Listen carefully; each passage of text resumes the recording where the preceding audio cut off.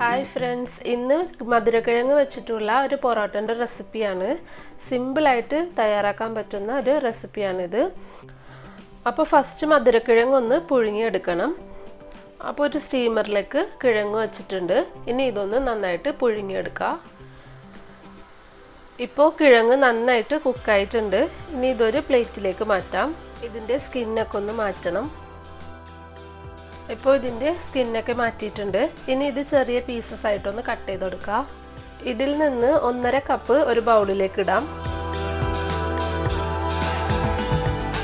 ഇതിന് നന്നായിട്ട് സ്മാഷ് ചെയ്തെടുക്കണം. അപ്പോൾ ഇത് നന്നായിട്ട് സ്മാഷ് ചെയ്തെടുത്തിട്ടുണ്ട്. ഇനി ഇതിലേക്ക് 2 കപ്പ് ഗോതമ്പ് മാവ് ചേർക്കാം. 1/4 ടീസ്പൂൺ മഞ്ഞൾപ്പൊടി ചേർത്തെടുക്കാം. 1/2 ടീസ്പൂൺ ഗരം മസാല പൊടി, 1/4 ടീസ്പൂൺ അയമോദകം, ഒരു പച്ചമുളക് ചെറുതായിട്ട് ചോപ്പ് ചെയ്തത്, 1/2 ടീസ്പൂൺ ഇഞ്ചി വെളുത്തുള്ളി പേസ്റ്റ്, 2 ടേബിൾ സ്പൂൺ മല്ലിയിലയും കൂടി ചേർക്കാം. ഇനി ആവശ്യത്തിനുള്ള ഉപ്പ്. ഇതെല്ലാം നന്നായിട്ടൊന്ന് കൈവച്ച് മിക്സ് ചെയ്യാം. ഇതിൽ ഒട്ടും വെള്ളം ചേർക്കേണ്ട ആവശ്യമില്ല. ഡ്രൈ ആയിട്ട് തോന്നുന്നുണ്ടെങ്കിൽ കയ്യിൽ കുറച്ച് വെള്ളം നനച്ചിട്ട് കുഴച്ചെടുത്താൽ മതി. അപ്പോൾ ഇതിവിടെ നന്നായിട്ട് കുഴച്ചെടുത്തിട്ടുണ്ട്. ഇനി ഇത് ഒരു 20 മിനിറ്റ് റെസ്റ്റ് ചെയ്യാനായിട്ട് മാറ്റി വെക്കാം. ഇപ്പോൾ 20 മിനിറ്റ് കഴിഞ്ഞിട്ടുണ്ട്. ഇനി ഇതൊരു 2 മിനിറ്റ് ഒന്ന് കുഴച്ചിട്ട് ബോൾസ് ആക്കി എടുക്കാം.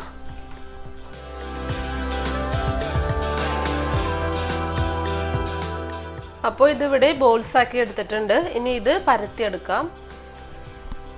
കുറച്ച് ഗോതമ്പ് മാവൊന്ന് ഇട്ടിട്ട് പരത്തിയെടുക്കാം. അപ്പോൾ ഇത് കറക്റ്റ് റൗണ്ട് ഷേപ്പ് വരാൻ വേണ്ടിയിട്ട് എന്തെങ്കിലും റൗണ്ട് തട്ട് വെച്ചിട്ടൊന്ന് പ്രസ് ചെയ്തിട്ടൊന്ന് ബാലൻസ് ഉള്ള മാവ് എടുത്ത് മാറ്റാം. അപ്പോൾ ഇതുപോലെ എല്ലാം റെഡിയാക്കാം. ഇപ്പോൾ എല്ലാം പരത്തിയെടുത്തിട്ടുണ്ട്. ഇനി ഇത് ചുട്ടെടുക്കാം. അപ്പോൾ പാൻ നന്നായിട്ട് ചൂടായിട്ടുണ്ട്. ഇനി ഇതൊന്ന് തിരിച്ചിടാം. കുറച്ച് ഓയിലൊന്ന് സ്പ്രെഡ് ചെയ്ത് കൊടുക്കാം.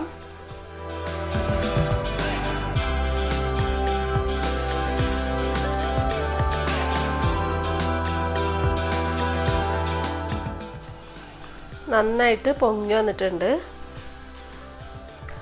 അപ്പോൾ ഇതിവിടെ റെഡി ആയിട്ടുണ്ട്. ഇനി ഇതൊരു പ്ലേറ്റിലേക്ക് മാറ്റാം.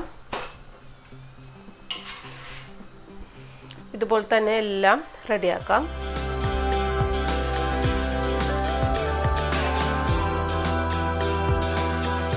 അപ്പോൾ നല്ല ഹെൽത്തി ആയിട്ടുള്ള പൊറോട്ട റെഡി ആയിട്ടുണ്ട്. ഇത് നല്ല സോഫ്റ്റാണ്, നല്ല ടേസ്റ്റുമാണ്. നിങ്ങളൊന്ന് ട്രൈ ചെയ്ത് നോക്കണം. വീഡിയോ ഇഷ്ടമായെങ്കിൽ ലൈക്ക് ചെയ്യാനും ഷെയർ ചെയ്യാനും സബ്സ്ക്രൈബ് ചെയ്യാനും മറക്കരുത്. ബൈ.